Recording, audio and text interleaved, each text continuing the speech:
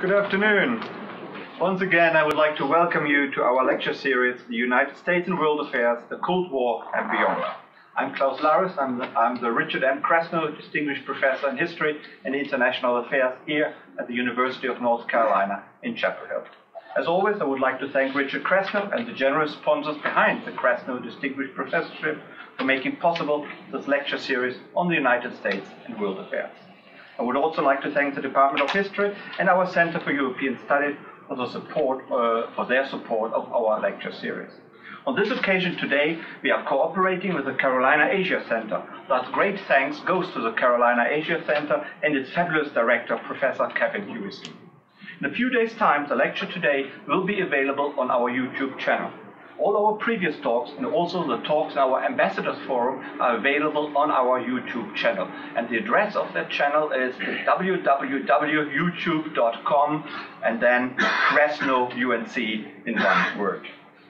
Today, it is a particular pleasure and honor to welcome Professor Alfred McCoy of the University of Wisconsin-Madison. Al McCoy is one of America's leading scholars on the Philippines and indeed on the entire South Asia region and US politics toward Southeast Asia.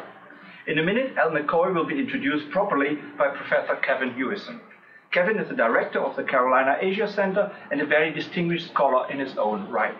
Kevin Hewison is the author of more than 117 publications, I believe, on Southeast Asia, on democratization and globalization. In particular, he is a great expert on Thailand. Kevin will now introduce Professor Al McCoy to you. I would just like to add that, as always, there's plenty of time for questions after the lecture today. And please feel free to ask as many difficult and challenging questions as possible, and we really mean that. And then, of course, please don't forget to watch our YouTube channel. And why don't you become a subscriber to our channel? It is totally free of charge. Can you believe it? And we have already got a great number of subscribers, so I think you would like to join as well, please. Kevin, would you introduce Al McCoy, please? Thanks very much, Scott.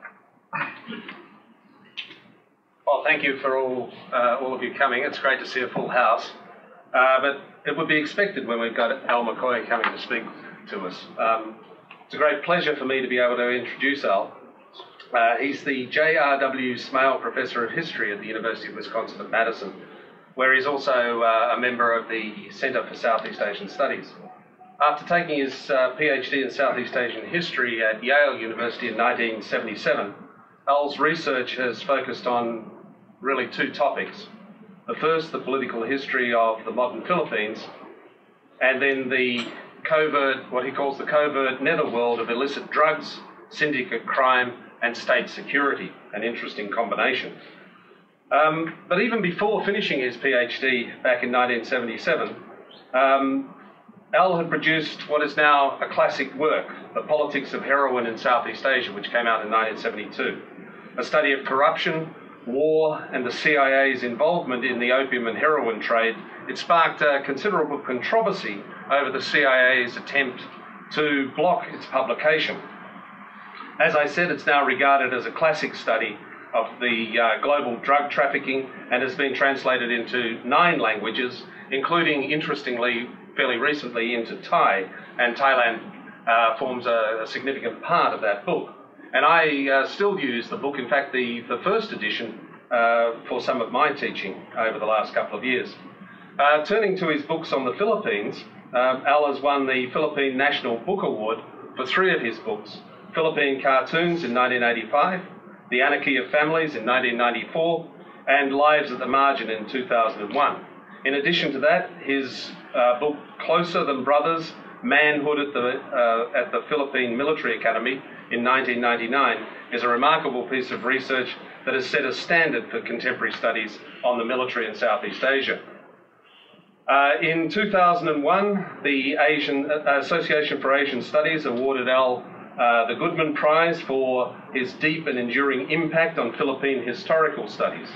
His recent book, Policing America's Empire, The United States, the Philippines, and the Rise of the Surveillance State in 2009, won the George Kayan Prize for the Asian Studies Association. His most recent work on covert operations, A Question of Torture, CIA Interrogation from the Cold War to the War on Terror, published in 2006, explores the agency's half-century history of psychological torture. In fact, a film based on part of that book, entitled Taxi to the Dark Side, won the Oscar for Best Documentary Feature in 2008.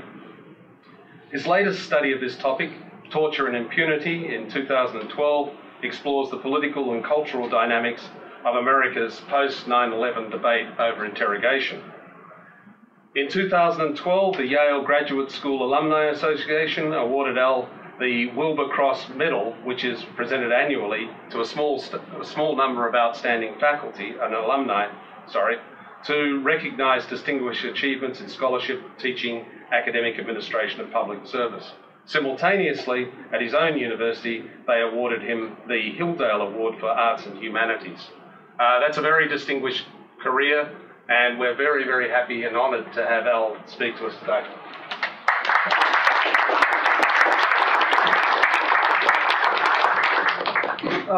We've heard a lot of academic lineages, distinguished professors, awards, and the like, but don't be intimidated. We're talking about the future. And as historians talking about the future, we have, I think, professionally, what I call a risible record of performance in getting it right. So we're all equal before the unknown of the future. So we can all sort of relax, play with this speculatively, interpretively, and then feel free to challenge it or interrogate it or overturn it or stretch it. In January of 2010, President Barack Obama delivered a State of the Union address that warned Congress and the country of the serious challenges to America's global power, saying, quote, China is not waiting to revamp its economy. Germany is not waiting. India is not waiting. These nations aren't playing for second place. And then, with a rhetorical flourish that brought forth a surprising and a rare bipartisan applause from the U.S. Congress, President Obama announced, well, I do not accept second place for the United States of America. Echoing those words, a few days later, Vice President Joseph Biden rejected the possibility of U.S. decline, saying, quote, we will continue to be the most significant and dominant influence in the world as long as our economy is strong. But just last December, the U.S. National Intelligence Council, which is the supreme analytic body of our intelligence community, issued its latest report, taking a diametrically different position by predicting, quote, by 2030, Asia will have surpassed North America and Europe combined in terms of global power, largely reversing the historic rise of the West since 1750. Why, we might ask, is America's relative economic decline so fast, so precipitous? To answer that unanswerable question, the U.S. National Intelligence Council, an example of what I call America's distinctive imperial epistemology, reduced this multifaceted, complex historical process to just two PowerPoint slides. Okay, here it is, the future in 2 slides, right there. This is slide 1, and this is this is their model, okay? And you can see that, the traditional Ford model forecast, and they've got, the U.S. kind of continue to go up there, but they actually say, no, if you have their new model, what they can see is China going up, and EU going up, and the U.S. going down, and they've got it right here at about 2043. China is more powerful than the United States. And what's the driver? What's making this happen? Okay. This is, I think, the more revealing chart, which they plucked actually from the Brookings Institution. Right? As we can see, historically, Britain increased its share of gross domestic product by just 1% per decade in the era preceding its rise, 1820 to 1870. America raised its share by 2% from 1900 to 1950. And Japan a bit more than 1% from 1950 to 1980. But China is raising its slice of the world pie at an extraordinarily rapid rate of 5% from 2000 to 2020, with India not far behind. With American dominion now being debated at the highest levels, it seems timely to ask first, what kind of empire is this American imperium? And second, will U.S. global hegemony continue deep into the 21st century? To fill the void, the vast void, between the enormity of America's empire and the paucity of its study, 10 years ago, a working group of scholars at the University of Wisconsin-Madison, where I teach, formed a network of 140 scholars from 4 continents and convened a series of seminars, in Madison, Manila, Sydney, and Barcelona, and published since 2 hefty volumes on the rise and decline of U.S. global power. To explore that second question about the possible eclipse of American power, we convened 30 historians at Barcelona in the summer of 2010 to produce a new volume, Endless Empire, that asks very simply, what can the eclipse of 5 European overseas empires tell us about the future of U.S. global power? Through this exercise in comparative imperial history, we went beyond the iron binary of economic and military power, which you could see in the Biden and Obama quotes, to identify 5 factors that might influence the decline of U.S. global power. First factor, waning economic influence, the usual suspect. At the broadest level, the rapid decline of European empires after World War II was driven by their diminished economic strength. Empires are expensive, in fact, very expensive. Without the revenues and armed forces that are almost organic to a conventional, contiguous state, empires must somehow find the extraordinary funds to sustain the enormous expense of their overseas operations, both civil and military. Exhausted by World War II and faced with rising social welfare costs, post-war Britain suffered a crippling post-war economic contraction that denied her the ability to defend the empire. Within just 20 years, 1945 to 1965, the number of subjects under the British flag dropped from 700 million to just 5 million. Indeed, there are undeniable signs of a slow U.S. economic decline. Between 2000 and 2008, America's worldwide patent applications grew by a modest 40% to 232,000 and placed second behind Japan. But China was closing fast at 195,000 applications after a blistering 800% increase. 40% increase for the U.S., 800% increase for China. In 2011, the International Monetary Fund predicted China would become the world's #1 economy in just 5 years, with its share of gross world output surging to 18% by 2016, while America's share would slide to an historic low of 17%, far below its peak of almost 50% back in 1950. After leading the world for most of the 20th century, the U.S. performance in secondary education has stagnated since 1970. In 2009, China stunned American educators when Shanghai students came first in both math and science in a worldwide survey of 15-year-olds, while a comparable U.S. cohort placed at a lowly number 24 and number 31. By 2025, those Shanghai high school students will become China's rising generation of scientists and engineers, just as America's aging cohort is retiring. Compounding this gross decline in its global economic power, America's social welfare costs will rise from 4% of gross domestic product in 2010 to 18% by 2050, confronting Washington with the same choice between domestic welfare and overseas military operations that forced London's global retreat back in the 1950s. Second factor, micro-military misadventures. Not only must an empire secure such scarce resources, but it must expend them wisely, literally picking its battles. During the demoralizing process of decline, imperial armies, once so lethal and so rational during an empire's ascent, can err by plunging into draining, even disastrous micro-military misadventures, psychologically compensatory efforts to salve the stinging loss of power by occupying new territories whose symbolism often exceeds any real economic or strategic value. At midpoint in its 20-year imperial retreat, such crippling psychological pressures led Britain to throw its full military might against Nasser's nationalization of the Suez Canal, producing a short military victory that became, within days, a humiliating diplomatic defeat, a defeat that marked the end of the British Empire.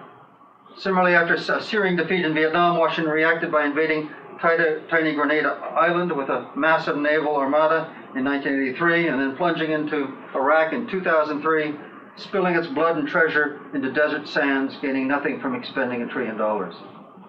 As Washington withdraws in defeat from Afghanistan, the invasion of Iran beckons as the graveyard of U.S. global power that might prove a micro-military disaster on the scale of Suez. And if that doesn't happen, others will wait. Third factor, relations with rival powers.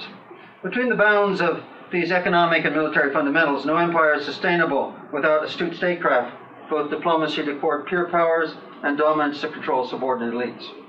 As London's power faded, its close U.S. ally pushed Britain out of one strategic arena after another, first Iran, then Suez, and later the Persian Gulf, taking control of British naval bases, and oil refineries. In November 2010, when President Obama flew back from visiting Asian allies, the New York Times summed up Washington's waning influence with its allies in a painfully blunt front-page headline, quote, Obama's economic view is rejected on world stage. China, Britain, and Germany challenge U.S. Trade talks with Seoul failed too. Fourth factor, the nexus of subordinate elites. Empires depend on relationships with the leaders in their respective spheres, whether tribal chiefs or traditional aristocrats under formal colonial rule, or national leaders in an informal empire like America's. At its peak circa 1900, Great Britain's rule over Asia and Africa was stitched together by the gossamer threads of personal relations with an amazing array of local leaders, stretching from Fiji Island chiefs to Malay sultans, Indian maharajas, and West African emirs. Imperial historian Ronald Robinson famously argued that British imperial rule ended, quote, when colonial rulers had run out of indigenous collaborators, with the result that the inversion of collaboration into non-cooperation largely determined the timing of decolonization. After World War II, that decolonization elevated the locus of control from those colonial districts to new national capitals, making the leaders of the world's 100 emerging nations Washington's new coterie of subordinate elites. As its economic influence wanes, Washington, like London in its day, finds its control over allied elites worldwide withering, from Europe to the Third World. In 2010, after WikiLeaks started releasing those 251,000 recent U.S. diplomatic cables, I didn't read them all, rich in insights about its relations with these subordinate elites, because I think that's their main value, the influential Israeli journalist Aluf Ben wrote that, quote, the cables depict the fall of the American empire, the decline of a superpower that once ruled the world by the dint of its military and economic supremacy. A fifth and final factor, military technology. Among the most important aspects of empire, imperial information systems are critical for securing accurate intelligence about when and how to apply lethal force rationally and effectively. While British colonial policy was influenced by the deep, particularistic Orientalist knowledge exemplified by that coterie of Arabists, David Hogarth, T.E. Lawrence, and Gertrude Bell, America developed a distinctive imperial epistemology that applies universal systems to amass superficial, serviceable data. Looking forward into the future, the question remains whether Washington can somehow exercise global power in excess of economic influence, breaking that iron binary between financial strength and military power. In sum, we now seem faced with two possible scenarios for the future of U.S. global power. On the one hand, it's predicted in that 2012 report by the U.S. National Intelligence Council, that one, the relentless shift of world economic strength from west to east, from America to China, might lead to a slow, inexorable decline in U.S. global power. Alternatively, a technological Hail Mary's pass in the form of the new robotic information regime, now taking shape, just might allow Washington sufficient geopolitical power in excess of its waning economic strength to extend the American century to 2050, or maybe beyond. Now, with analysts scrutinizing every detail of U.S. economic trends over the short, medium, and long term, we need, I think, to focus instead on the second scenario by returning to that first question posed by our Empires Project. What kind of empire is this American imperium? And more specifically, how does it manage its information? Now, in the past century, as 3 U.S. pacification campaigns in Asia have dragged out to a decade or more, skirting defeat, if not disaster, the U.S. military has been pushed to the breaking point and responded in each case by fusing extant technologies into an information infrastructure of unprecedented power, thereby producing a new regime for data management. First, the manual regime during the Philippine War from 1898 to 1907. Next, the computerized regime during the Vietnam War from 1963 to 75. And most recently, the robotic regime in Afghanistan and Iraq from 2003 to maybe 2014. Reviewing this succession of information regimes and their underlying imperial epistemology leads to ambiguous conclusions about the future of U.S. global power. On the one hand, this information infrastructure seems to have a kind of inbuilt engineering with a unique capacity for self-correction that makes every defeat, no matter how searing it might have been in the historical moment, an experiment that leads to important innovations. On the other hand, this infrastructure's preference for superficial data over deep cultural knowledge about foreign societies creates self-referential information loops that can foster illusions with a potential for some future micro-military disaster. Let's now explore these three information regimes very quickly, probing for both strengths and weaknesses, continuity and change. Let's start with the first information regime, the manual regime. So let's begin by looking at America's first information revolution in the late 19th century, which I described in my recent book, Policing America's Empire. The U.S. system of imperial knowledge traces its origin, I would argue, to a synergy of innovations in the management of textual, statistical, and visual data that, during the 1870s and 1880s, creating the capacity for surveillance of the many rather than a few, a defining attribute, in my view, of the modern state. Let's listen as the dates sing to us a cappella, fortunately for all of us involved, a song of progress. The synergy of Thomas Alva Edison's quadruplex telegraph, 1874, Philo Remington's commercial typewriter, also 1874, Alexander Graham Bell's telephone, 1876, allowed the transmission and recording of textual data in unprecedented quantities at unequaled speed with unsurpassed accuracy.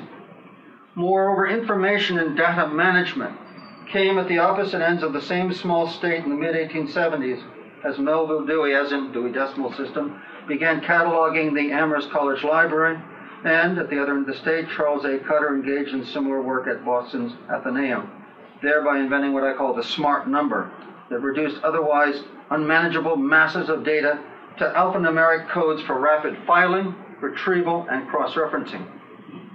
Then, after engineer Herman Hollerith patented the punch card in 1889, the U.S. Census Bureau adopted his electrical tabulating machine in 1890 to enumerate 62 million Americans within weeks, a stunning success that led him to become one of the founders of the international business machines known today as IBM. But on the eve of empire in 1898, Congress, courts, and civil society still barred any federal application of these innovations to internal security, leaving ample room for modernization of America's weak so-called patchwork state that came with stunning speed in the decade of imperial expansion that followed. Now, in retrospect, we might ask, were these early American empire builders, like their European counterparts, Orientalists? That's to say, those who used deep cultural knowledge for colonial rule. Or was there something different? Was there a distinctly American style of imperial information? With their schoolboy lessons in Latin and Greek, British colonials emerged from Oxbridge with a classical approach to empire, heading east beyond Suez to probe textual and archaeological remains for a timeless cultural essence to guide colonial policy. With their practical vocational training, American imperialists adapted their new information technology for colonial rule, heading west across the Pacific to survey the Philippine present through census, mapping, meteorology, photography, taxonomy, and police surveillance, whose sum imposed what James Scott has called bureaucratic legibility upon this alien terrain. Now, to gain a sense of this distinctive U.S. approach to imperial information, a tabulation of topics for all 604 articles published in 3 top colonial journals in Southeast Asia from 1906 to 1916 reveals, I think, distinctive patterns. In their journal, Philippine Science, Americans explored their colony's social and natural environment through empirical research with pragmatic applications for their colonial administration. Now, who, I would ask you, would go through all 604 articles and tabulate them and enumerate them, somebody who's a child like myself, of this distinctive American approach towards knowledge? Okay, this itself is an artifact of the very system that I'm describing. It confuses all of us. Right, well, by contrast, writing on French Indochina in the Bulletin d'École Française d'Extrême-Orient was skewed towards classical Orientalist studies, art, archaeology, history, philology. And British research on Malaya, published in the Journal of the Malay Branch of the Royal Asiatic Society, lay somewhere in between these two poles.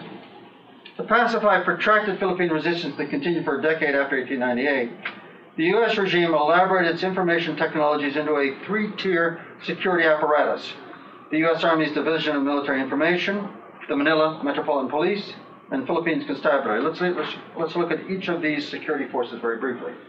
First, the Division of Military Information. In December of 1900, the U.S. Army established the Division of Military Information, creating the U.S. Army's first field intelligence unit in its 100-year history.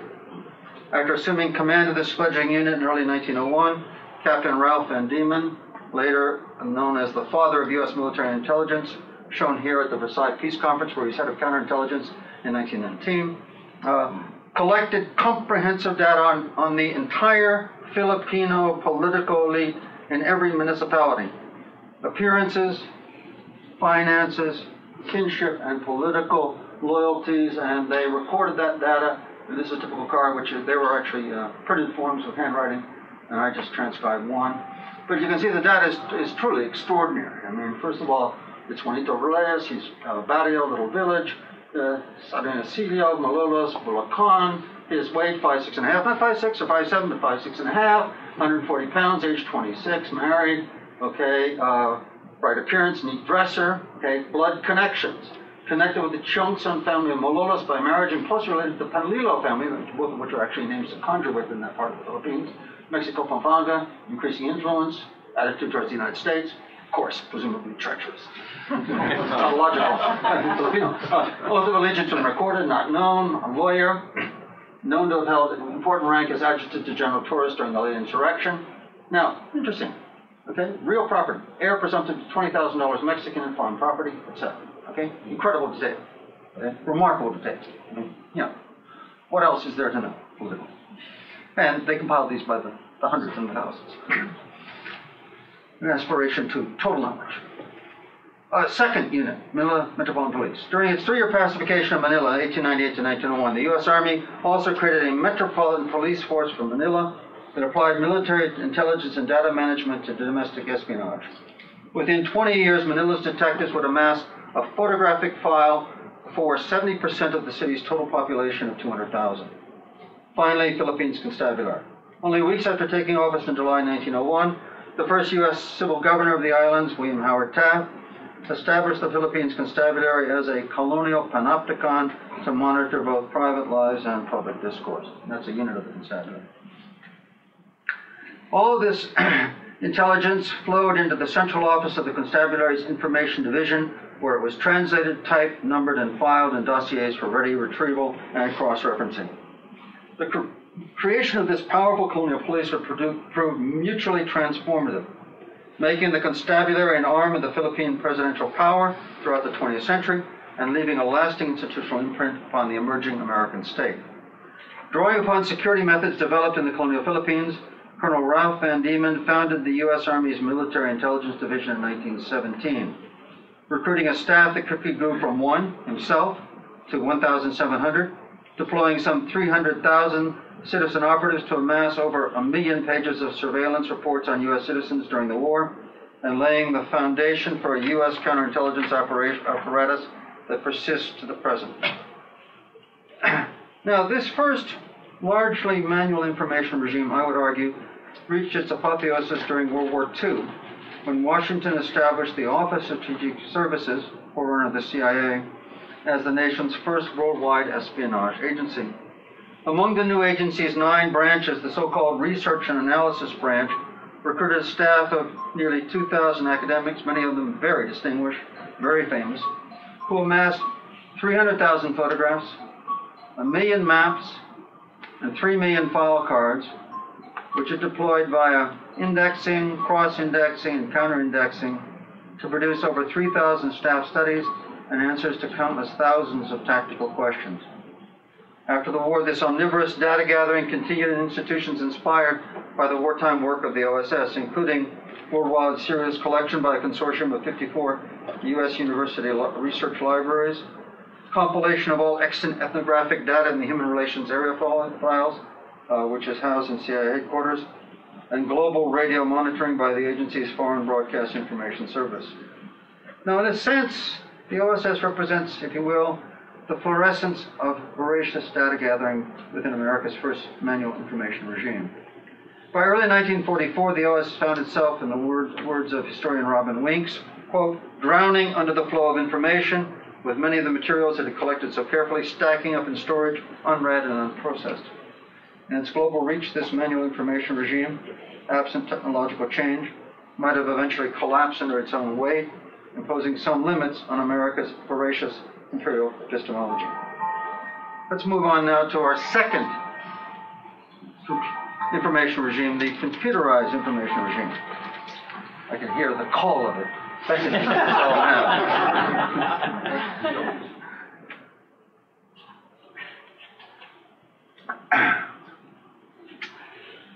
Under the pressures of a protracted war in Indochina from 1964 to 1974, the U.S. information infrastructure made rapid strides in computerized data management, whose sum was nothing less than a second American information regime. Let's look at a few of these efforts at computerized pacification during the Vietnam War. Now, first and fundamentally, the CIA's so-called Phoenix program tried to catalyze a potent synergy of computerized data collection and localized coercion that would, in theory, sweep the Viet Cong guerrillas from the villages of South Vietnam, but instead developed a self-referential information loop. This is a map of the Phoenix information structure. All right? A self-referential information data loop that affected 41,000 extrajudicial killings without ever capturing a single high-ranking Viet Cong.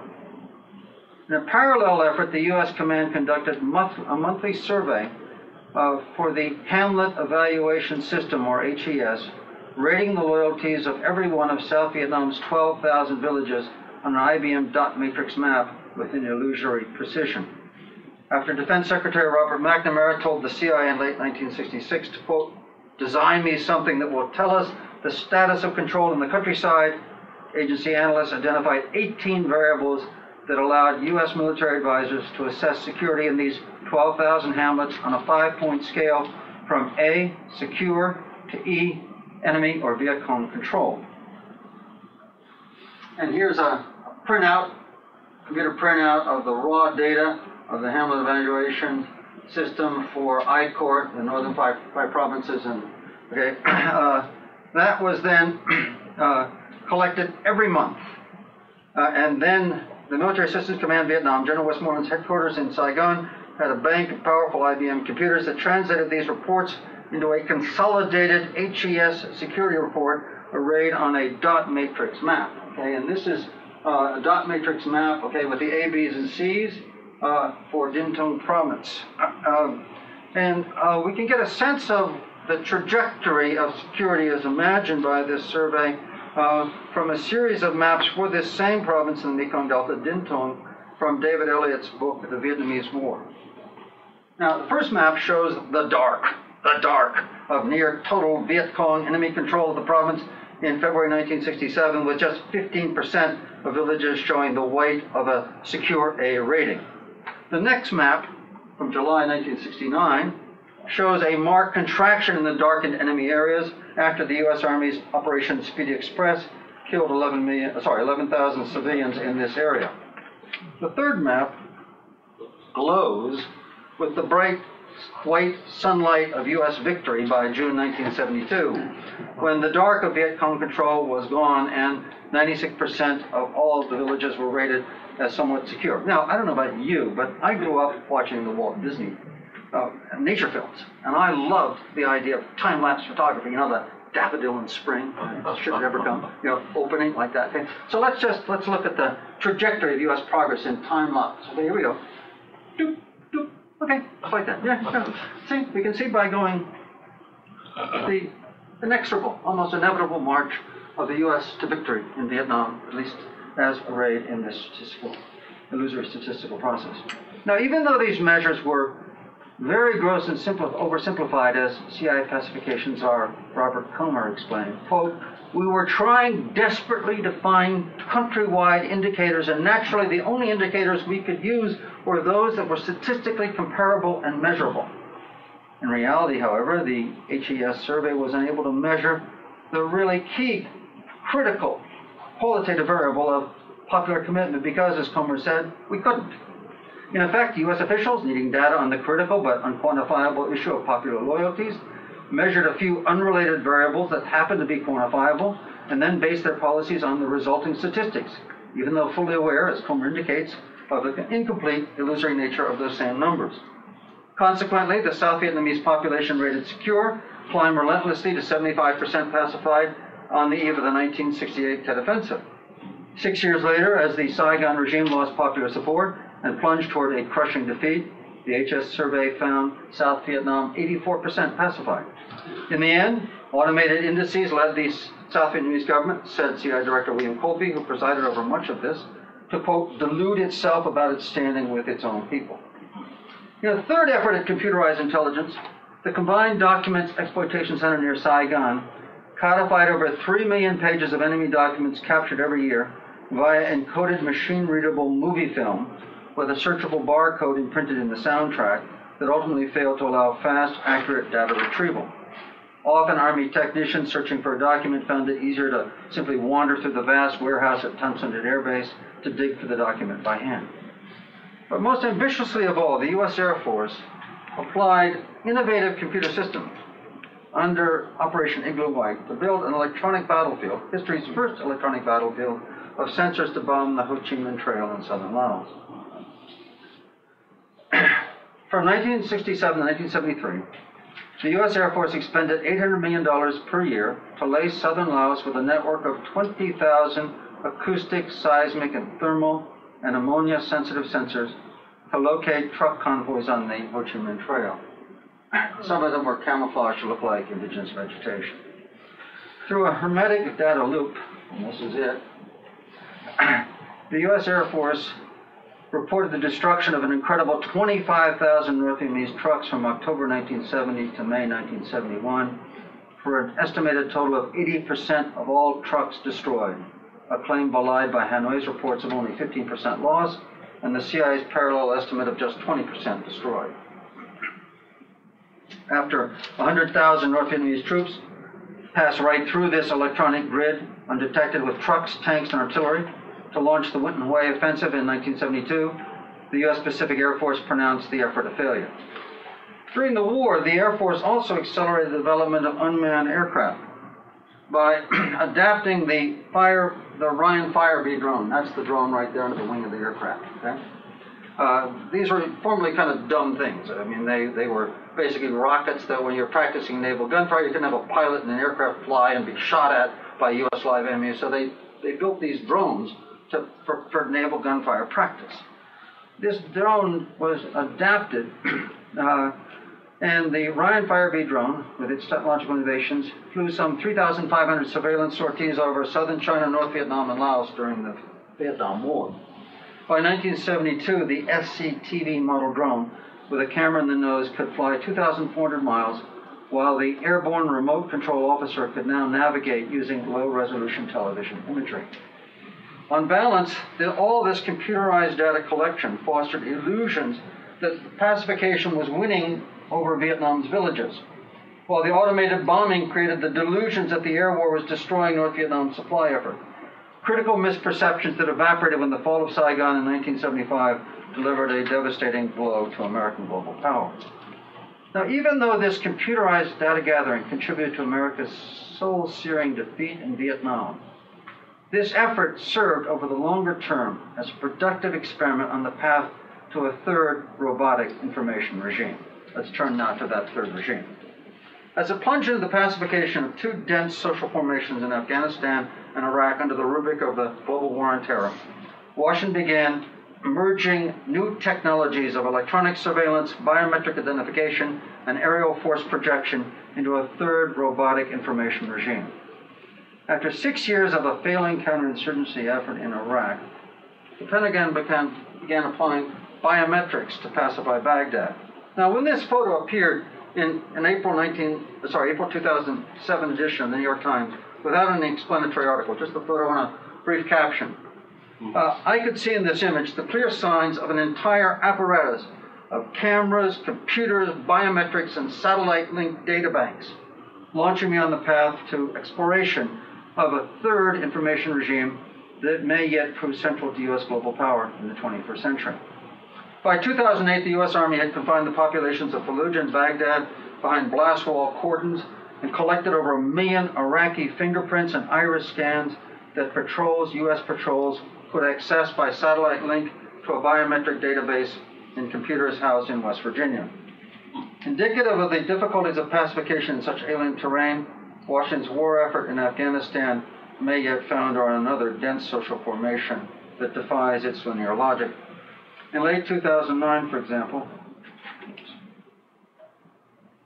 NBC News uncovered an elaborate PowerPoint slide that inserts the usual flowchart of U.S. operations into a comprehensive schema of the challenges which can be mastered, from narcotics and criminal activity through that ultimate and existential self-referential circularity, coalition knowledge and understanding. Our knowledge is a function of our knowledge. Okay. Commenting on this chart, former commander in northern Iraq, General H.R. McMaster, who's quite a formidable strategic thinker actually, said, quote, "It's dangerous because it can create the illusion of understanding and the illusion of control." After President Obama took office and escalated the U.S. war effort, Afghanistan has become a new frontier for the testing and perfecting of Washington's electronic warfare.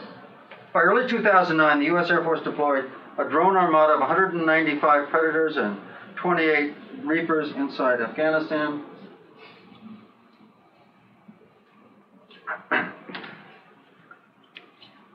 Sending 16,000 hours of video daily and firing Hellfire missiles on 244 missions in 2007 to 2008. Under President Obama, from 2009 to the present, the United States has conducted 313 drone strikes in Pakistan that have killed 2,125 people. Now, just as the Philippine insurrection of 1898 sparked America's first information regime, and the Vietnam War its second, so the occupation of Iraq and Afghanistan have served as catalysts for fusing aerospace, cyberspace, and robotics into an emerging third U.S. information regime. After Republican candidate Mitt Romney complained about the decline in the number of U.S. Navy ships during the recent debates, President Obama shot back in a remark of withering dismissal. "Well, Governor, we have fewer horses and bayonets because the nature of our military has changed. We need to be thinking about cybersecurity. We need to be talking about space." Amidst all the media chatter that followed that debate, not a single media commentator seemed to realize that the Obama administration, working in silence and secrecy, is moving the nation beyond bayonets and battleships to cyber warfare and the full weaponization of space. Now, significantly, both space and cyberspace are new, unregulated domains of military conflict, beyond the rubric of international law, that Washington can use as an Archimedean lever for the exercise of global dominion, just as the British Navy once ruled the seas and the U.S. Air Force controlled the skies. As Washington seeks to surveil the globe from space, the world might well ask, just how high is national sovereignty? But you never thought about that before. How far does the American domain extend? Okay, we know it's sea to shining sea, but how high is it?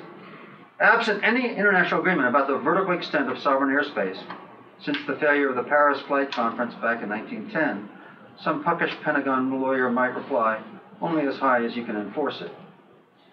Although U.S. aerospace plans remain classified, we can infer from the specification for its components that the Pentagon will, by about 2020, deploy a triple canopy space shield reaching from stratosphere to exosphere, patrolled by drones armed with agile missiles, linked by a resilient modular satellite system, and operated through a telescopic panopticon. Let's look at the emerging shape of this three-tier space canopy. First, the lower stratosphere. In the lowest tier of the aerospace shield, within striking distance of the Earth, the Pentagon is building an armada, and there it is, of 99 Global Hawk drones equipped with high-resolution cameras to surveil all terrain within a 100-mile radius, electronic sensors to intercept communications, efficient engines for continuous 24-hour flight, and eventually, I speculate, triple Terminator missiles to destroy targets below. By late 2011, the Air Force and the CIA had ringed the entire Eurasian landmass with a network of 60 bases for Reaper drones and Global Hawks armed with Hellfire missiles and GBU-30 bombs, allowing airstrikes against targets almost anywhere in Asia and Africa. Next, the upper stratosphere. At the next tier above the Earth, DARPA, the Defense Advanced Research Projects Administration, and the Air Force are collaborating in the development of the Falcon hypersonic cruise vehicle that, flying at 20 miles altitude, quote, could deliver 12,000 pounds of payload at a distance of 9,000 nautical miles from the continental United States in less than 2 hours. Now, although the first test launches in April 2010 and August 2011 crashed mid-flight, they achieved speeds of 22 times the speed of sound and sent back unique data which will probably contribute to the resolution of existing technical problems. Finally, the exosphere. At the outer level, in this three-tier aerospace canopy, the age of space warfare dawned, nobody noticed, in April 2010, when the Pentagon quietly launched the X-37B space drone, an unmanned craft just 29 feet long, into an orbit 250 miles above the Earth. And this is the X-37B in its launch capsule before that historic launch. And this is a rendering, or still a NASA project before the Air Force took it over, of how it looks in space. Kind of cute, kind of like a cute little sort of Challenger space shuttle. 29 feet long, much cheaper, and of course, because you don't have to have all that human support system in there. By the time the second X-37B prototype, there are just two today, landed at Vandenberg Air Force Base in June 2012 after a flawless 15-month flight. This classified mission established the viability of unmanned space drones in the exosphere. At this apex of the triple canopy, where space drones and Terminator missiles roam, orbital satellites are the prime targets, a vulnerability that became painfully obvious in 2007 when China used a ground-to-air missile to shoot down one of its own satellites. In response, DARPA is now developing the F-6 satellite system that will, quote, decompose a large monolithic spacecraft into a group of wirelessly linked elements or nodes that increases resistance to a bad part breaking or an adversary attacking. And the X-37B, it should be noted,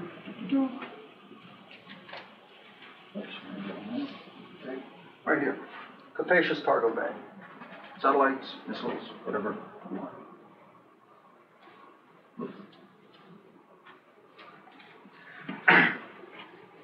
Ultimately, the impact of this third technological regime will be shaped by the integration of this aerospace array into a robotic command structure that will coordinate operations across all combat domains: space, cyberspace, sky, sea, and earth.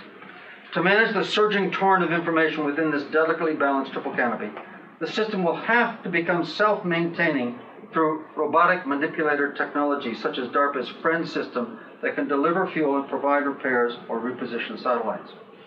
For a new global optic, DARPA is also building a worldwide system of wide-angle SSTs, space surveillance telescopes, for a quantum leap in space surveillance that will one day allow future space warriors seated at a single console to see above them the entire sky as it is above the Earth and to track everything above it. Operation of this complex worldwide apparatus will require, as one DARPA official explained in 2007, quote, an integrated collection of space surveillance systems, an architecture that is leak-proof. Thus, by 2010, the National Geospatial Intelligence Agency had 16,000 employees, a $5 billion budget, and a massive $2 billion headquarters at Fort Belvoir, with 8,500 staffers wrapped in an electronic security blanket, all aimed at coordinating the flood of surveillance data pouring in from predators, reapers, U-2 spy planes, Global Hawks, X-37B space drones, Google Earth, space surveillance telescopes, and orbiting satellites. Looking forward into the future, still uncertain balance of forces provides us with two competing scenarios for the future of U.S. global power. By 2020 or thereabouts, the Pentagon will complete a comprehensive global surveillance system that will allow Washington to exercise global power in excess of economic strength, blinding any army or vaporizing individual insurgents in field or favela. However, history offers some pessimistic precedents about U.S. chances to preserve its global hegemony by technology alone.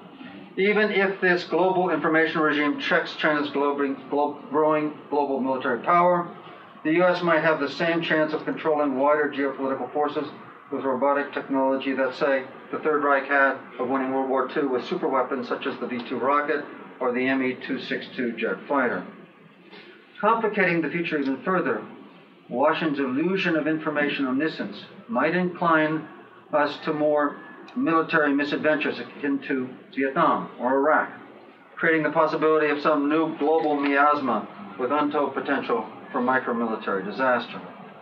Whether the future of U.S. global power is marked by expansion, stasis, or decline, America's attempt at global dominion in excess of economic strength will likely be based on some iteration of its distinctive form of imperial information, its imperial epistemology. Thank you.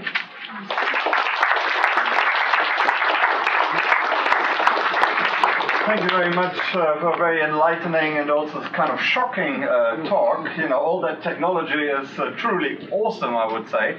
But when thinking about the United States and China, it all sounded a bit like the Cold War. The United States and the Soviet Union as the big global opponents. Now we have simply replaced the Soviet Union with China. Is that really the scenario of the future, a kind of bilateral conflict between the United States and China and perhaps some allies behind them? We're talking about the future, so. And I'm an historian. And I proclaim myself to be possibly one in a long lineage of people, of historians that make absolutely risible predictions about the future. I mean, let me put it this way. When it's over, okay, I will tell you not only what happened, but with absolute certainty and almost, magisterial omniscience, exactly why it happened. but until that happens, okay, my guess is as good as yours. Oh no, the China-U.S. thing is a focus of much of things like the National Intelligence Council reporting, and it's also a focus of much of the technology, because China is one thing we don't even think about. One of the key elements, okay, of British global power. In the 19th century was that they built the world's first system of global undersea cables. Okay, that gave them all kinds of power. The Reuters news network, basically controlled the dissemination of information. The AP wire service was basically just a child, was an extension of Reuters. So much of American news about the world up until 1900 was shaped by Britain. It gave it, plus the agility of communications, commercial, military, and all the rest. All right. One of the key bases of U.S. Cold War power, and this is something most people I don't think realize, is that we built the first system of global telecommunication satellites. And up to now, it's been the only system. Sure, everybody else has their cute little satellite, they shoot it up and it goes blip, blip, great. Maybe it broadcasts a couple of TV shows. But, we've got the only system. Well, but by 2020, China's going to have the world's second system of global telecommunications satellites, okay, and so from a technological perspective, there's only one power out there that is challenging the United States strategically. Moreover, cyber warfare, as we know, every nation's doing it, but only one nation is doing it aggressively and successfully against us. All right, so that in the focus of the U.S. intelligence community. Focus of U.S. security analysts, that tends to be China focus. But when you look beyond that, what we're looking at as well is a changing global system. I mean, the apparatus of control, subordinate elites, is breaking down because, and one thing all these reports point out, okay, there's a dispersal of global economic power. There are many powers emerging.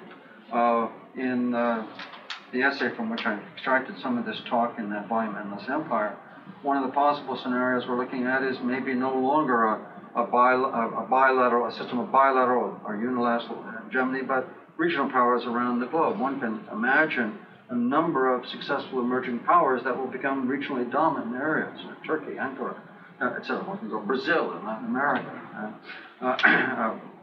Brazil's development bank is already a major player in regional economic development. It's dominant in terms of capital markets in Latin America. So that the global system is changing. It's a much more multipolar system.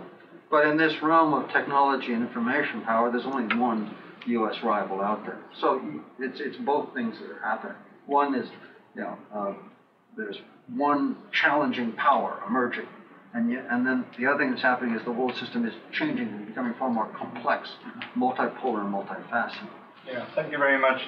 I mean, there's a long discussion we could now enter into whether China is really as strong as it seems, or whether there are lots of internal problems in China which will actually delay China's ability to compete with the United States. But perhaps I can open the discussion. We can talk about that by means of other questions. Any more questions, please? Thank you very much. I'm interested in bringing your talk into dialogue with a comment that Amitav Ghosh made shortly after the U.S. second invasion of Iraq. He said that in comparison with the British Empire, U.S. Empire was far less willing to emphasize persuasion or consent. And so what you've shown us here is really the technology that could be used for a coercive form of American power. What do you think about this? I mean, is it true, first of all? Do you think there has been this sort of historic de-emphasis on consent? And do you think consent provides any other sort of supplement to what you've been talking about here? It's a qualitative variable, and it's difficult to come up with a metric that would weigh, the degree. I mean, almost all major world empires do the same thing. They just do them to different degrees in different ways and with different emphases. I said most major world empires do have to maintain a similar spectrum of power, but there are emphases and differences within that spectrum. It's difficult to say. As every analyst will point out, the U.S. in terms of economic and military power was far more dominant in its era, 1950 to 2000, than Britain was in its era. I mean, the British Army in 1900, just the British Army was 99,000 men, although the British Navy had 300 ships and 30 worldwide bastions. Okay, so, but every empire, I think, every successful empire, all right, has to, if it's to prosper, has to have a certain aura of legitimacy. One, you've got to be able to engage in successful force multiplier diplomacy. You've got to have willing and genuine allies. You've got to, when you dominate nations or regions, a successful relationship for the long term has to be a confluence of interests that has a strong soft power component. There's got to be a shared culture and language, a shared sense of development and future. What are negative examples? Okay, the largest empire in human history was also the shortest lived, the Japanese Empire. It actually had, depending on how you do your demographics, probably more people under its control at its peak than the British Empire did at its peak. And it was the shortest lived for a number of reasons. One, it was conceived in the midst of a war, but second, it was collapsing within. It did not achieve the kind of voluntarism and support. It relied overwhelmingly on coercion. If you want somebody that's on the coercive side of the spectrum. Another one, the only world empire since Rome that dominated the European continent was the Nazi Empire, which again is an empire grounded almost entirely on coercion, with some support from ultranationalists in Eastern Europe, but essentially a coercive empire. And they provide, I think, a dismal record. And they grow fast. They're very powerful, but they're too powerful, and they collapse from within. And so those are good examples. But I would say that the British and American Empire are more on the spectrum of combining hard power and soft power. We have more hard power to deploy than the British did, but then again, we've had far more effective soft power. We don't. People in public diplomacy are far aware than I am that the instruments of our global hegemony are manyfold. I mean, if you think about the number of elites worldwide that would have been reading English poetry in 1900 versus the number of people that are online in English using the internet, or watching American films. I mean, our soft power is far more penetrative, far more of a mass artifact than anything that any other empire has ever created in the past. It's an important adjunct to American power. So I think Britain and the U.S. are sort of over here in fairly effective instruments of soft power. Okay, and you can go. The British had the Anglican Church. We don't have a single church. They had the BBC. We don't have anything quite like the BBC. We have the film industry. Well, the Porter brothers were pretty good, but not a compare. You can go. You sort of weigh it up. So, but we're still in that kind of ballpark of combining hard and soft power effectively. But there are other empires that didn't. Yes. During the Cold War, USSR and America were more self-sufficient in terms of production. Can you speak up a bit? Oh, yeah, sure. do you think that in the coming technological competition between China and America, do you think that our economic interdependence will have a large difference in terms of what happens? Again, I'm out of my depth because that's one thing you can quantify, is indices of economic interdependence. The world in 1914 was pretty woven together, and yet that didn't stop two major bloodlettings, massive and monumental bloodlettings. So that's a difficult variable to quantify. I mean, are we more interdependent than we once were? And we were almost 100 years ago. That would be a tough case to argue. I'm not so sure about that. Thank you. The lady over there, you had a question? Yes. Oh. You raised your hand before. I did. I guess my question is kind of overarching, but it has to do with, I know that there's two schools of thought that on one hand there can only be one dominant power at any time globally, and the other school of thought, which you kind of alluded to, is that as the world globalizes, there can be many different big main powers who dominate more regionally. And I was just wondering which one you support and why. And then if we do move towards many different large powers in the world, why does it really matter if the United States falls behind China? Like, why does this really matter that we lost the top spot? Why does it matter? Okay, first thing that would happen, and we don't realize what this means to us, is the dollar might no longer be the world's medium of global economic exchange, right? And we have cheap credit. I mean, think about it. For the last 40 years, since Richard Nixon decided that we wouldn't be on the gold standard anymore, just unilaterally decided, hey, Bretton Woods, gold standard, forget that. The world gives us raw minerals. They give us oil. They give us motor vehicles. They give us all kinds of things, and we give them treasury notes. We give them pieces of paper, IOUs. I mean, it's a brilliant system. We got $4 trillion out there. Okay, so that's one of the advantages that we don't even begin. What happens when you can't do that? Well, look at Europe. Look what happens when you have an aspirant global currency that's not quite there yet, and you go through all those agonizing collapses that Spain, Italy, Greece, Cyprus have gone through, Ireland, Iceland, succession, devastating. Okay, partly because we have our own currency, which the EU doesn't have, but in part because the dollar is the global medium of exchange, and that's one thing that will change. Already, you've got critics in Russia and China. President Medvedev, head of the Chinese central bank, have criticized the idea that the dollar should remain the global unit of currency. The Shanghai Conference, which meets periodically, has a kind of loose rhetorical commitment to replacing the dollar, okay, and creating a basket of currencies to replace the dollar as the global standard of exchange. So that'd be one thing right away. Second thing,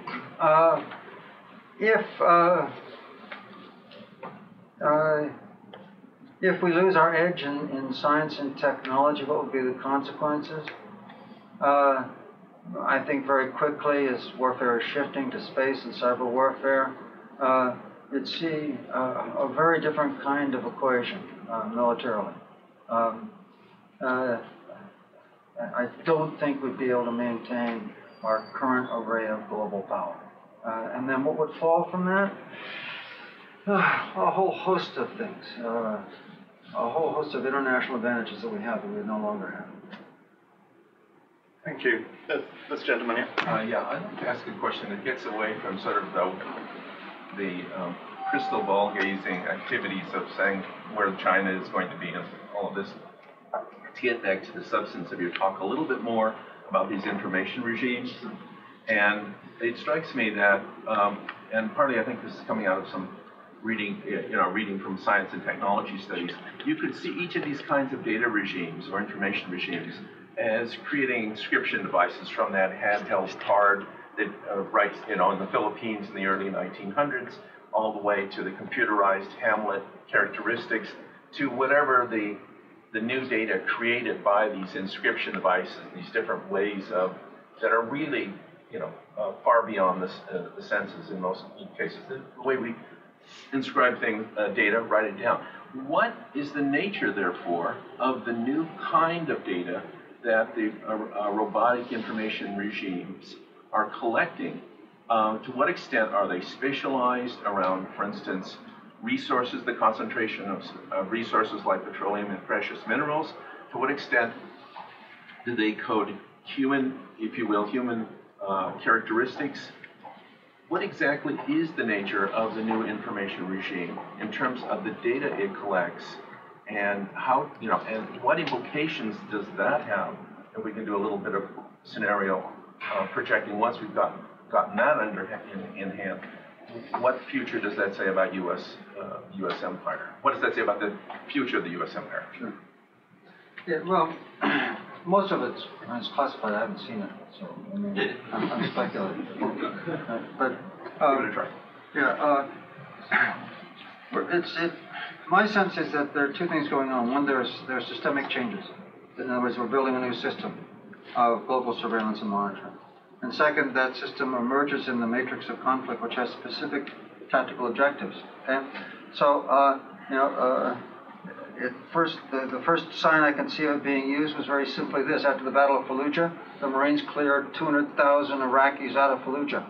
They put them out in the desert, and they didn't want to let them back in until they made sure that there weren't any insurgents. And so that's when they started doing fingerprints and retina scans. At that point, they hadn't actually moved to the next step and discovered that the iris scan is biometrically precise in the way the retina scan is. I don't know, but the iris scan is the art in that realm. Okay, and so they photographed everybody, they fingerprinted them, and they let them back in, and they all had cards, and they were coordinated in areas. And then they took that system and they applied it to Baghdad. And they began collecting, again, the same arsenal of data, so that as patrols would move through a neighborhood, they'd be able to, as we saw in that photograph, take pictures. And if you Google, iris scan, retina scan, Afghanistan, you'll get hundreds of photographs of U.S. troops, holding open the eyes of men in turbans and photographing their eyeballs, right? And in certain areas, like when we moved into Marja, after that operation, again, we wanted to be able to distinguish the civilian population from the insurgents.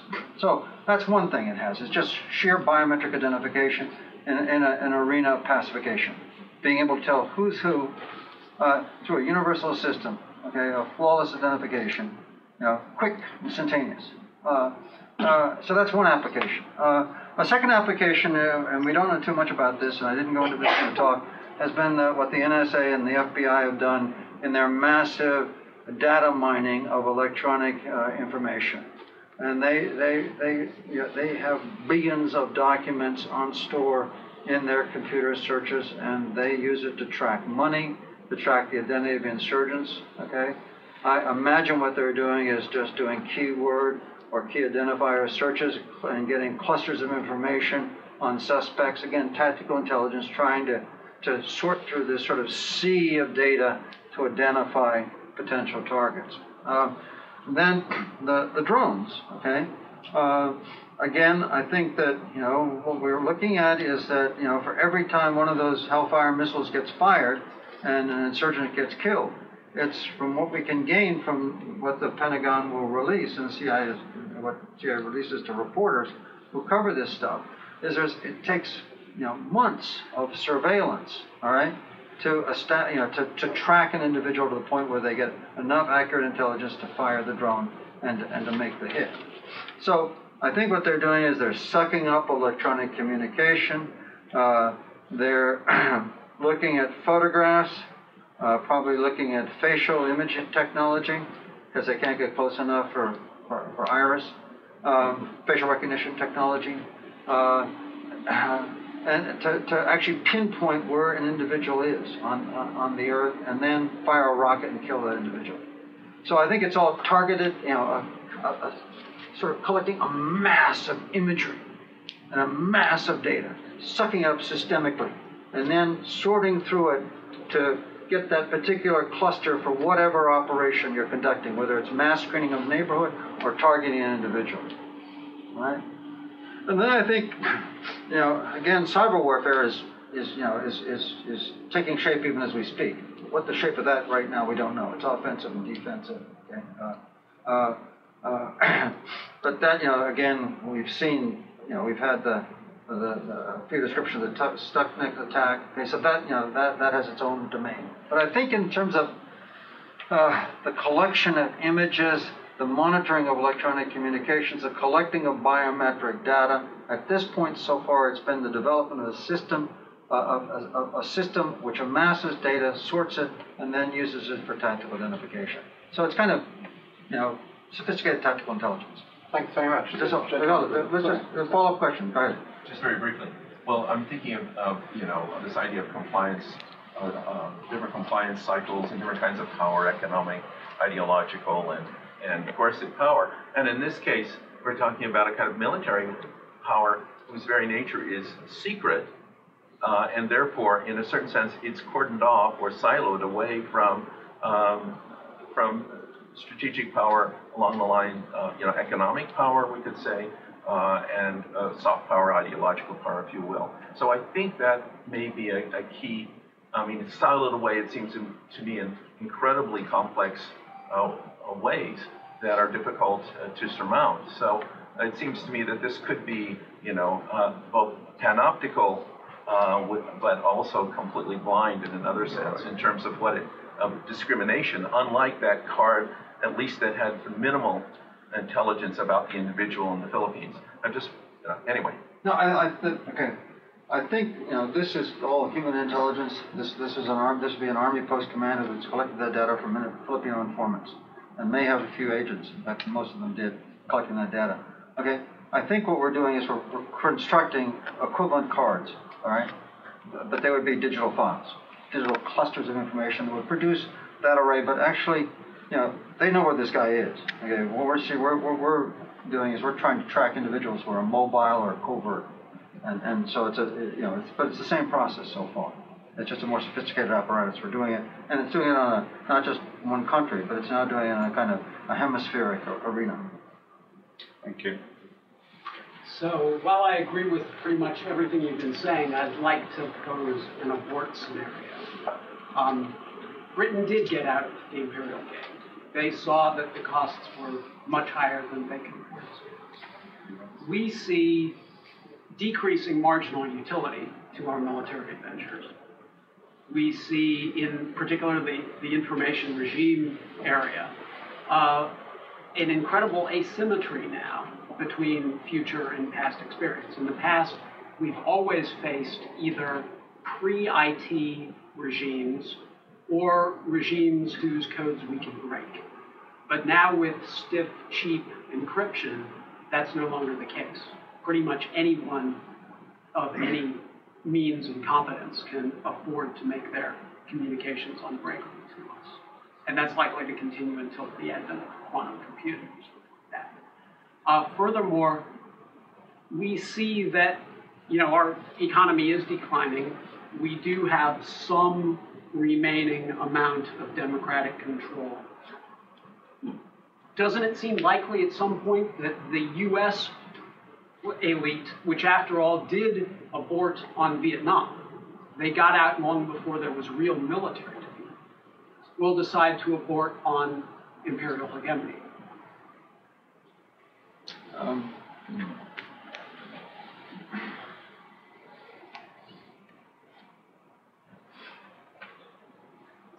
So, what we're being asked to do here is to look at the tea leaves of the present as if we're standing in the future and making sense of them, right? I would say, using the British analogy, Britain's imperial recessional had one guiding advantage. The British were aware that their era was over. Okay, they were always batting above weight. Okay, and they knew from the end of World War II that they were going to decolonize. That was policy. And in general, they managed their decolonization One, to assure an orderly handover, but I think above all, in case after case, to preserve what they define to be the key components of British interests. All right? And the actual decolonization went on much later than any of us imagined. They didn't get out of the Persian Gulf until 1971, when they created the Emirates, they created the United Arab Emirates, and the British are major powers in the Gulf even today. I mean, so it was they selected, Kenya, White Highlanders, a bunch of veterans, families left over from World War I, kind of dumped that after a while. After, a savage pacification, they walked away. They began walking away from non-strategic areas. But they had an overall sense that they were doing a controlled withdrawal whose primary objective was one, a painless extrication and the maximum preservation of power, right? So they had a strategy, right? I would argue that if in fact the United States this is the era of our decline, and we compare this era of our decline with the British, there is a fundamental contrast, okay? There is no recognition by the American elite, no recognition by this society that we are declining. We are not developing or devising a strategy for a post-hegemonic world. And therefore, I would argue that, Iraq and Afghanistan are, micromilitary disasters, okay? And we're likely to have future micromilitary disasters. There's very little recognition in the society of the scale of the disaster. But we have gotten out of. And let me finish. Okay, you mentioned Vietnam. Vietnam is now no longer, what you said about Vietnam. Vietnam is no longer that's Ronald Reagan, a great American moral victory. Okay, Vietnam has been reinvented in the American popular imagination. It's no longer this, sort of example in American history of what we did wrong, of our capacity to make serious errors. It's no longer a cautionary tale, I think, in general public discourse of how wrong we can go.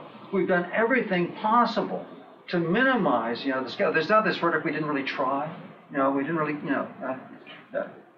we were stabbed in the back. The anti-war demonstrators, etc.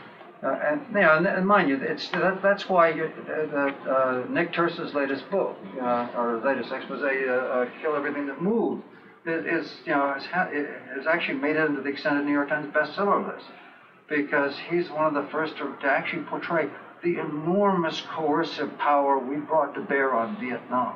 The extent of the devastation we worked upon that society in an attempt to break that movement. We did get out. Yeah. Helicopters on the roofs, yes, but we never gave up. There was never a rational recognition.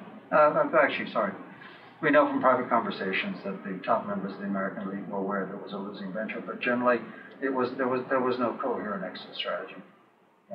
We hung on in many ways right to the end, and we agonized when it fell. So I would say that, to summarize, one, Britain had an exit strategy. We don't. Britain was aware of the limits of its power. We have no sense of that. Britain was strategic in its exercise of power, strategic in its preservation of key aspects of global power in its withdrawal.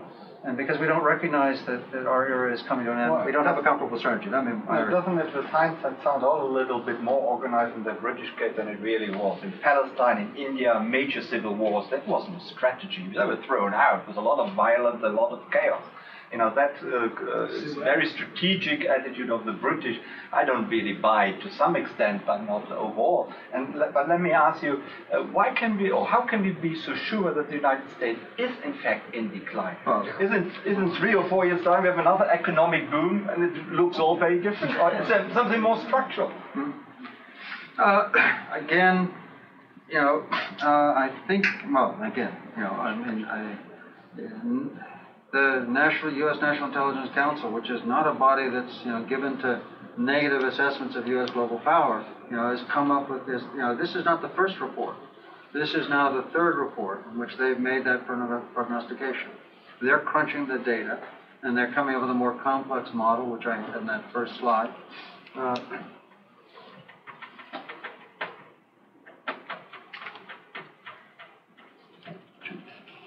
This one, okay. They're trying as best they can to come up with a new model, and they're the ones that are making that case, okay? And they're looking at the long-term structural fundamentals. And again, when I did the patents and the educational, that's an attempt to look at the long-term trajectory. I mean, in a certain sense, take the statistics from the PISA test of the 15-year-olds. Who cares if a bunch of 15-year-old kids with backpacks and an attitude, are doing better in tests in Shanghai versus the United States? Well, in 20 years, that's they'll be the geniuses that have come up with something new. Most people in science and technology make their breakthroughs before 40. They'll be the established generation in 20 years. No, I'm only thinking of the missile gap in the late 50s, and people started talking about American decline. Of course, it went on for another few decades. But that's a discussion for some other day. I think Michael Hunt first, and then Kevin, you. Al enjoyed the talk a lot. It's stimulating. The question, I guess my skeptical question would be, the events that you identify or associate your three regimes with. I mean, if you sort of do another chart, you have the Philippines, which was a success, pacification in a way. Vietnam, a prolonged failure. The Middle East interventions, which are the third, or associated with the third regime, probably a larger failure than Vietnam. I mean, you could argue that, but in any case. So it seems to me that, could you argue that as the regimes become more sophisticated or tap the newest technologies, they really prove irrelevant to the outcome? And then what you really identify, you start talking a little bit about, this last exchange, with, okay, what mindset then is this data read through? I mean, is the data itself all that valuable? You described it as sort of self-referential, Oriental, you didn't say Orientalist, but that, or at least data that is of no particular serviceability. And so the question really would be, does this really matter? And is the really fundamental thing that we need to talk about? You think about the intellectual environment in which this data is accumulated and read. And if it is in fact, not particularly useful data in some way, allows group coercion, but not regimes that provide collaboration and can be sustained over the long term, lend the illusion of control, but not the reality, lend the illusion of hegemony, but not the reality, then maybe this is just a way of maybe not so much perpetuating our hegemony, but perpetuating the illusion of our hegemony. I agree with what you're saying. Yes, there is a balance between this kind of tactical intelligence, the ability to amass it, array it, and use it, but then strategically, if the fundamental enterprise is ill-advised, then no amount of tactical intelligence is going to actually substantially alter the outcome. It'll be more painful getting to that outcome, but if the strategic array of forces is miscalculated right from the very outset, right, then the outcome is preordained. And so, one of the weaknesses of this system is that it values data over understanding. It values data over knowledge. Okay, that if you look at the quality of the work done by the British Orientalists, the Arabists, those were extraordinary people. They aspired to deep knowledge of societies, and as individuals, they had enormous impact. Gertrude Bell was an extraordinary human being that was if Iraq is a viable nation, if anybody was an architect of it, it was her. She envisioned it. She was a top policy advisor. She did it purely on a deep knowledge of that culture gained from archaeology and the study of Arab language. America has produced some people like that who gain this kind of understanding, but they oftentimes are not those at the apex of power. We tend to go for the more data-based systems. Okay, so we have very impressive amassing of knowledge, which we can pull together quickly and array and deploy quickly. But often, so we're tactically agile. We're often strategically misguided. And so, I mean, there's that imbalance. And having said that, when you look at the trajectory of this information regime, though, it's hard not to be just stunned by the ever-growing sophistication, the rapidity with which it has grown, which it grows in each one of these contests, and the tactical agility of it at the time. It tends, it has its flaws. But if you think about where we are with drone warfare, and with biometric identification, and with the ability to target insurgents. I mean, I don't accept Donald's, the statements coming out of the Obama White House that there are, everybody who's been killed is an insurgent. There are no, There's echoes of another war. Right. It's 100% accurate. I mean, who knows?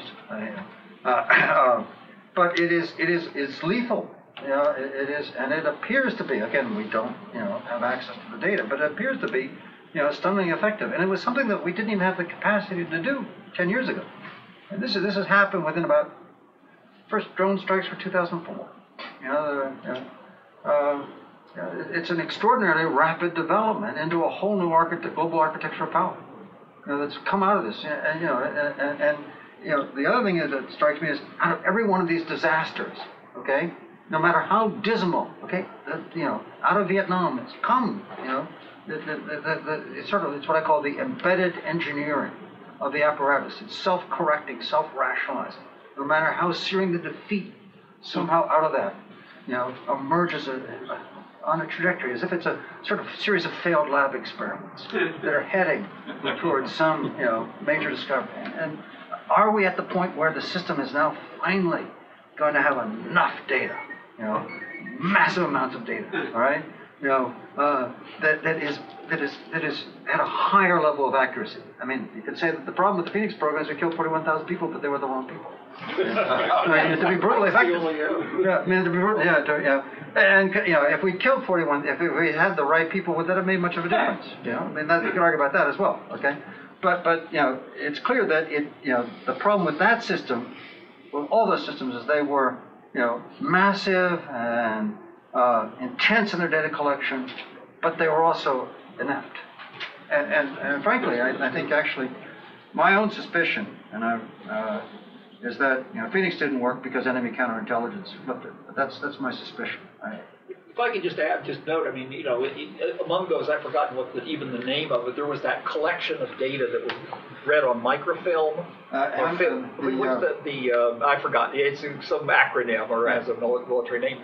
But in that are enormously rich collections of interviews that provide some of the most kind of grainy, detailed sense of what was going on the other side, and to some extent the RAND people, the RAND studies captured this sense, and so you sort of compare this very rich, hardly, very perceptive material, how much it, influenced the war strategy versus the kind of, bombing surveys and, other kinds of stuff that you were describing as well. How, which one won out, which one, was used by policymakers, and I think there that's your answer in a way to. The statistics won out every time. Exactly. Yeah. I mean that thing I did with the time-lapse photography, that was so wry and snarky. But I think that was the problem. I mean, those guys, the reason they hung on as long as they did, because they were reading that stuff. And it was being aggregated at higher levels. The people at the top level of policy believed that was their paradigm. They believed it. They briefed it.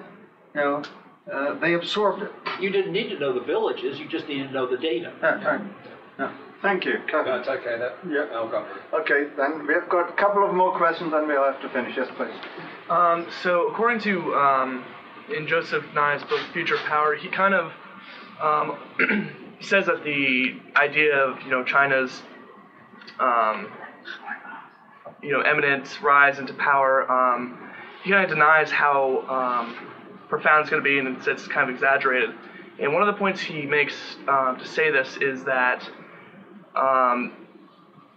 due to China's lack of perceived legitimacy among other democracies, that it'll have trouble gaining allies and weaken its soft power in that element in the world. Do you think that's an adequate analysis, and that China will have problems finding allies that'll hurt its ultimate power?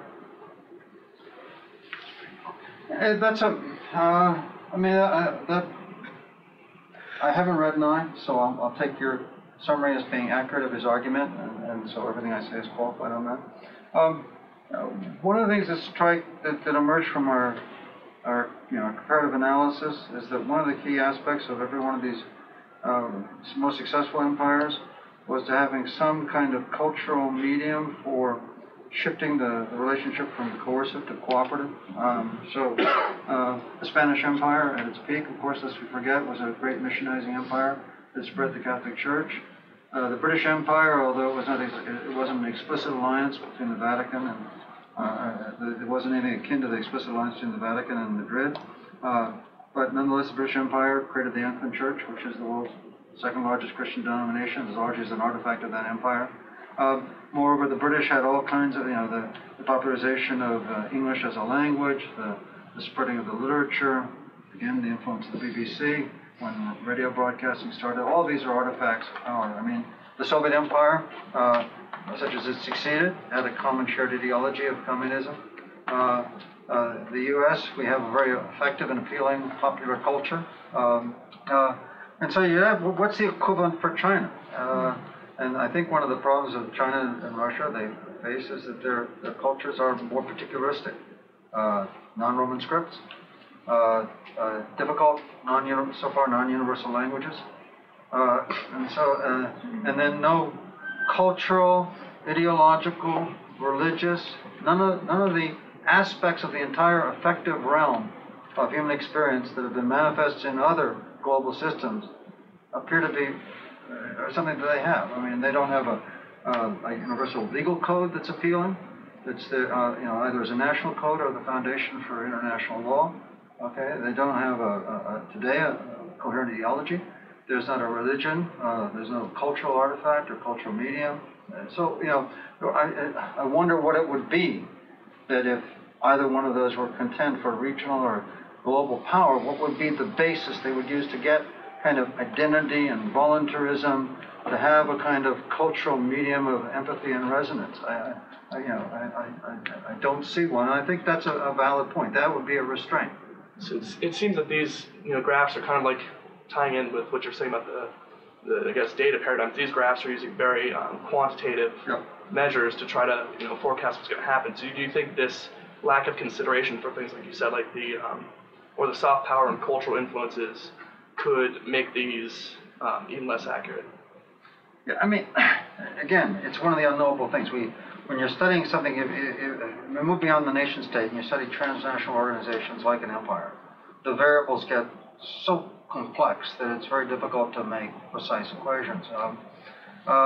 What I would say is this: if it turns out, hypothetical, if it turns out that for a successful global system called an empire, that it requires some balance of coercive power, economic exchange, and some kind of soft power, something to promote empathy and identity, okay? And we have let's say China is an emerging power which lacks that, okay? Then how does that fit into a global equation?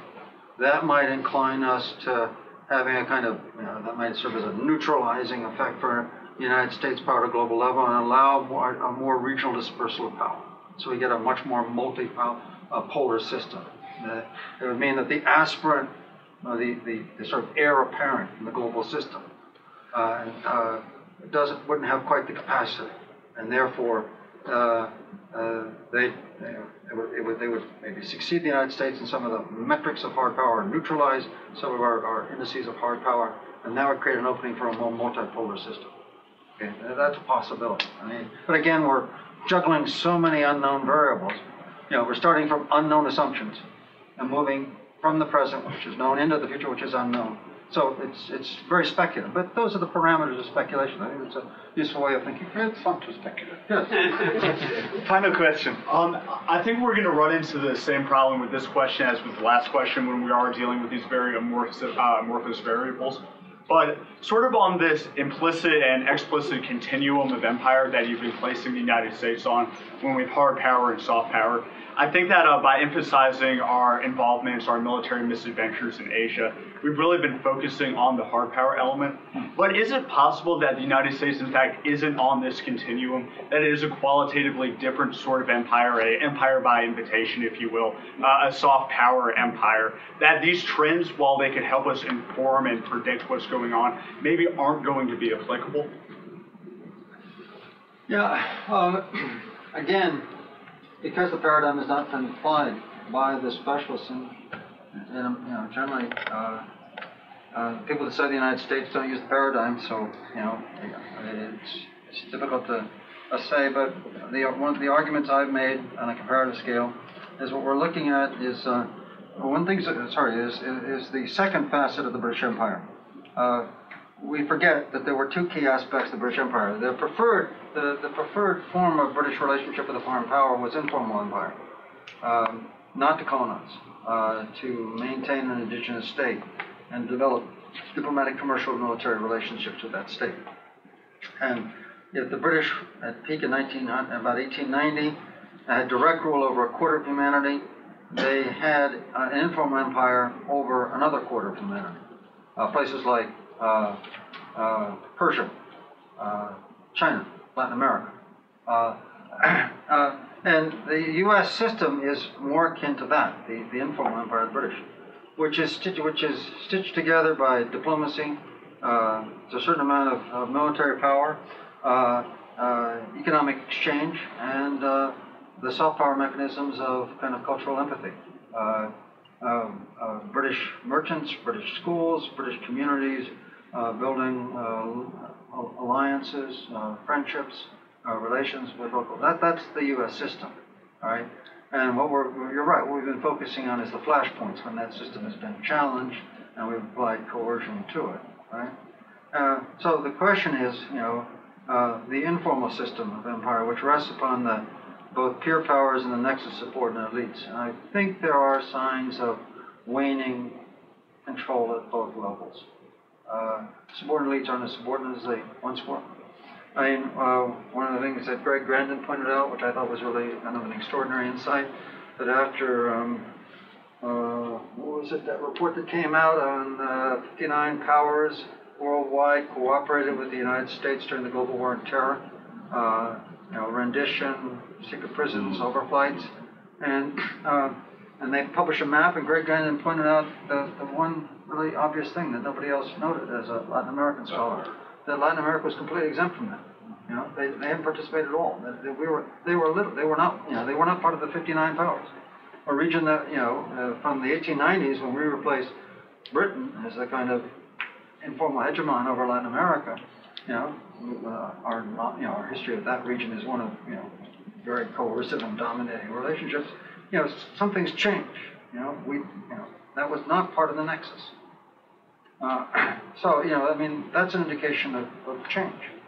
And then the other thing I think that's happening too, once the EU knits together, all of the trials we've seen, all the investigations, and they sort of pop along, the head of SISMI being convicted and sentenced to 10 years in Italy for collaboration with that bungled rendition in Milan.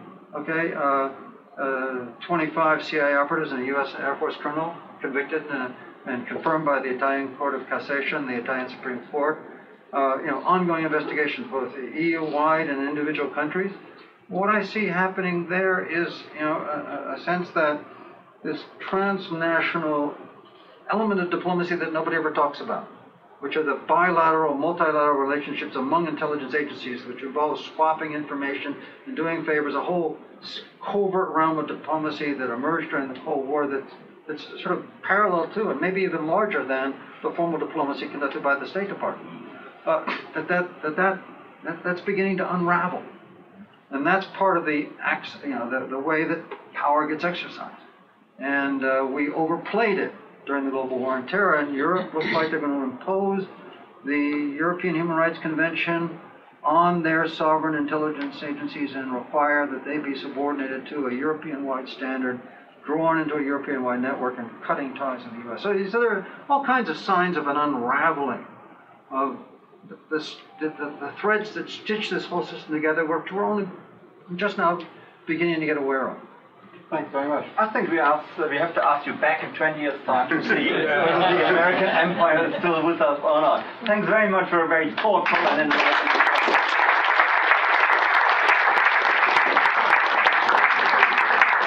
I think we all learned a tremendous lot, and some of it was controversial, some of it I'm sure we agree with, but speculation is always great.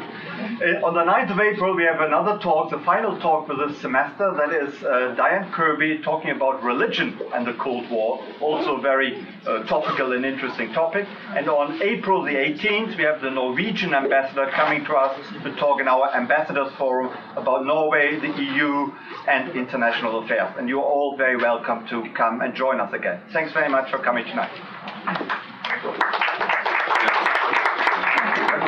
All right.